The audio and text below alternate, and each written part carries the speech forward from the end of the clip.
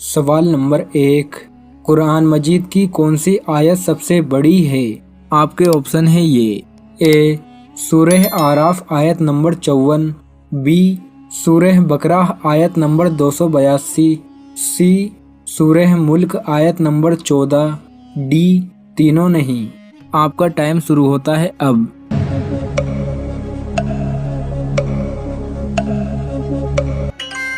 सही जवाब है बी, कुरान मजीद की सबसे बड़ी आयत सूरह बकरा आयत नंबर 282 है। सवाल नंबर 2, वुज़ू करने का हुक्म किस हिजरी में नाजिल हुआ था?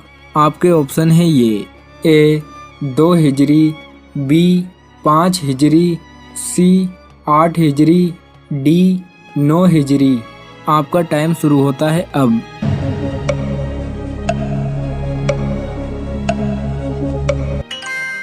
सही जवाब है बी, वुज़ू करने का हुक्म 5 हिजरी में नाजिल हुआ था। सवाल नंबर 3, किस जंग में फरिश्ते भी मुसलमानों के साथ काफिरों से लड़े थे? आपके ऑप्शन है ये: ए जंगे बदर, बी जंगे खैबर, सी जंगे खंदक, डी जंगे उहूद। आपका टाइम शुरू होता है अब।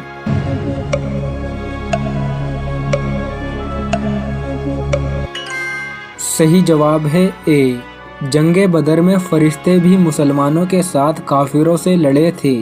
सवाल नंबर 4, किस शख्स को 4000 नबियों की बारगाह में हाजिर होने का शर्फ हासिल हुआ?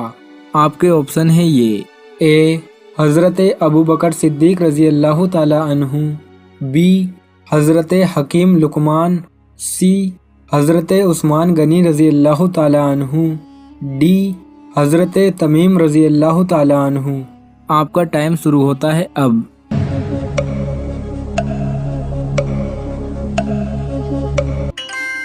सही जवाब है बी, हज़रत हकीम लुकमान को 4000 नबियों की बारगाह में हाजिर होने का शर्फ हासिल हुआ था। सवाल नंबर 5, हज़रत हमज़ा रज़ी अल्लाह ताला अन्हु की नमाज जनाजा कितनी मरतबा पढ़ाई गई थी? आपके ऑप्शन है ये: ए 17 मरतबा, बी 24 मरतबा, सी 50 मरतबा, डी 72 मरतबा। आपका टाइम शुरू होता है अब।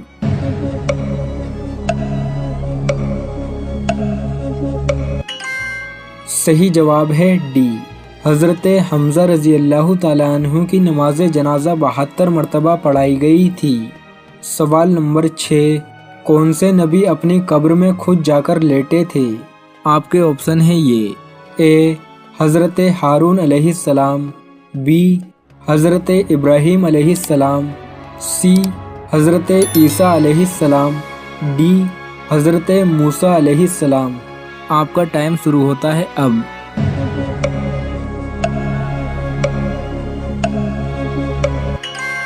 सही जवाब है ए, हज़रत हारून अलैहिस्सलाम अपनी कब्र में खुद जाकर लेटे थे।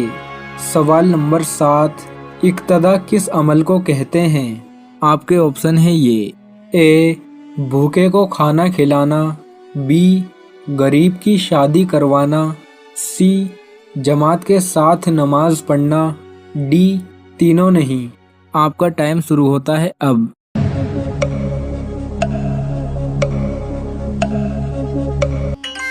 सही जवाब है सी, जमात के साथ नमाज पढ़ने को इक्तदा कहते हैं। सवाल नंबर 8, अल्लाह ने किस सहाबी को सलाम भेजा था?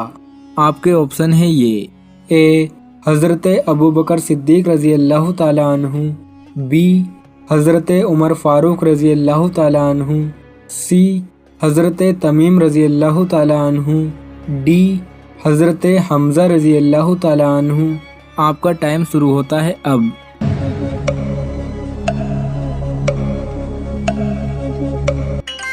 सही जवाब है ए, अल्लाह ने हज़रत अबू बकर सिद्दीक रज़ी अल्लाह ताला अन्हु को सलाम भेजा था।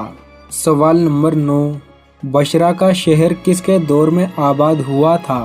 आपके ऑप्शन है ये: ए हज़रत अबू बकर सिद्दीक रज़ी अल्लाह ताला अन्हु, बी हज़रत उमर फ़ारूक रज़ी अल्लाह ताला अन्हु, सी हज़रत तमीम रज़ी अल्लाह ताला अन्हु, डी حضرت حمزہ رضی اللہ تعالیٰ عنہ۔ آپ کا ٹائم شروع ہوتا ہے اب۔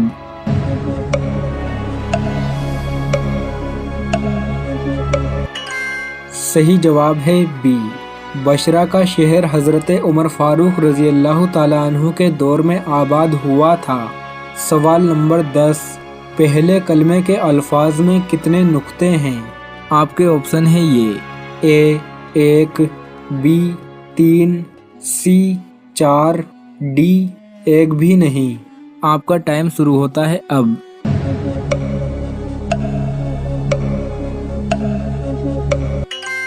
صحیح جواب ہے ڈی، پہلے کلمے میں ایک بھی نقطہ نہیں ہے۔ سوال نمبر 11، جسم کی زکوٰۃ کسے کہتے ہیں؟ آپ کے آپشن ہیں یہ اے صدقے کو، بی نماز کو، سی روزے کو، ڈی تینوں نہیں۔ آپ کا ٹائم شروع ہوتا ہے اب۔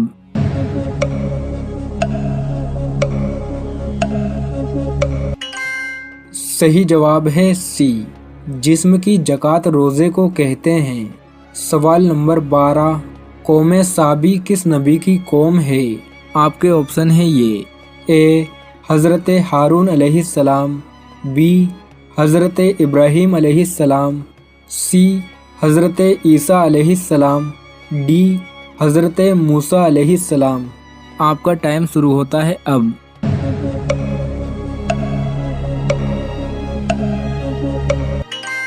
صحیح جواب ہے بی، قوم سابی حضرت ابراہیم علیہ السلام کی قوم ہے۔ سوال نمبر 13، حضرت امام مہدی کی نماز جنازہ کون سے نبی پڑھائیں گے؟ آپ کے آپشن ہیں یہ اے حضرت ہارون علیہ السلام، بی حضرت ابراہیم علیہ السلام، سی حضرت عیسیٰ علیہ السلام، ڈی حضرت موسیٰ علیہ السلام۔ آپ کا ٹائم شروع ہوتا ہے اب۔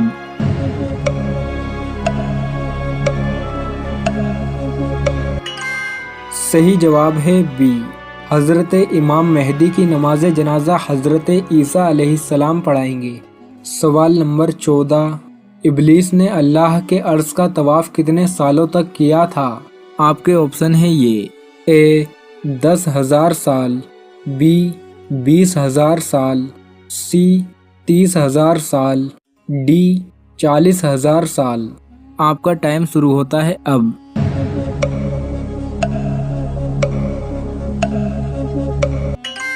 صحیح جواب ہے ڈی، شیطان نے اللہ کے عرش کا طواف 40,000 سالوں تک کیا تھا۔ سوال نمبر 15، پیسے دے کر جنا کرنا کیسا ہے؟ فتاوی قاضی خان میں ہے وَلَوْ اسْتَأْجَرَ امْرَأَةٌ لِيَزْنِيَ بِهَا فَزَنَا بِهَا لَا يُحَدُّ فِي قَوْلِ أَبِي حنیفہ رحمہ اللہ تعالی۔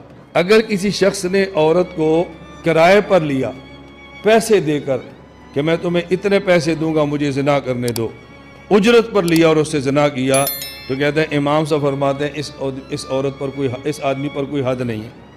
اب اعتراض کیا کرتے ہیں کہ دیکھو جی امام ابو حنیفہ رحمۃ اللہ علیہ یہ زنا کے دروازے کھول رہے ہیں، امام ابو حنیفہ رحمۃ اللہ علیہ زنا کے دروازے کھول رہے ہیں، کہتے ہیں آدمی پیسے دے کر عورت سے زنا کرے تو ایسے آدمی پر حد ہی نہیں ہے، جب حد نہیں تو پھر جائز ہے۔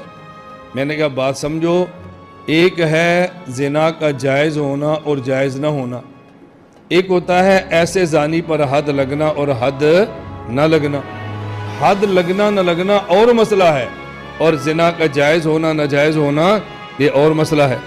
اگر صرف حد نہ لگنے سے اگر کوئی چیز جائز ہو جاتی ہو تو حضرت عبداللہ بن عباس رضی اللہ تعالیٰ عنہ کا فتویٰ یہ ترمذی کے اندر موجود ہے، فرماتے ہیں من اتل بہیمۃ فلا حد علیہ، کوئی آدمی کسی جانور سے بدفعلی کرے تو ایسے آدمی پر کوئی حد نہیں۔